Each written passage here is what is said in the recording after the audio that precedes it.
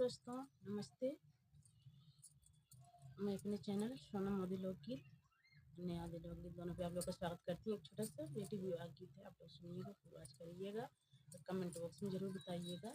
कि हमारा गीत आप सबको कैसा लगा। अच्छा लगा हमारे चैनल को लाइक सब्सक्राइब शेयर जरूर करिएगा।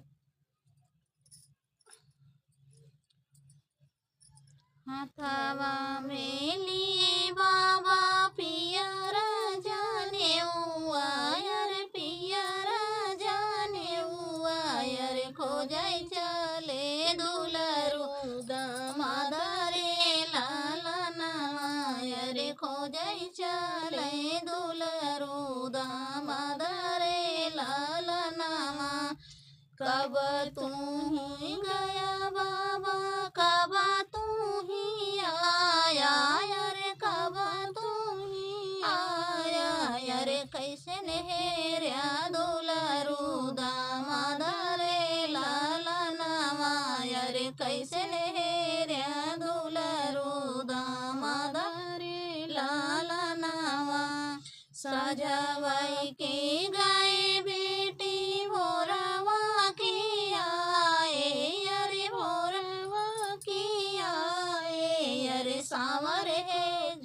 दुलरू दामाद रे लालन अरे सावर खोजे दुलरू दामाद रे लालन एतनी बचन सुनी बेटी हो कामन दे बेटी हो कामन दे अरे नैना डोरई लागी आसुरे लालन अरे नैना डूरन लागी आसुरे लालन की काम भय बेटी अनधान सोनमा रे अनधान सोनमा रे की काम सोलह सिंगार रे लालन रे की काम सोलह सिंगार रे लालन कमने गुनैया से चुक्यों मोरी बेटी अरे चुक्यों मोरी बेटी अरे नैना ढूंढई लागी आसुरे लालन अरे नैना ढूंढन लागी आसुरे लालन एक ही गुनैया से चुक्या मोरे बाबा अरे चुक्या मोरे बाबा अरे स्वामी सावर हम गोरा रे लालन अरे स्वामी सावर हम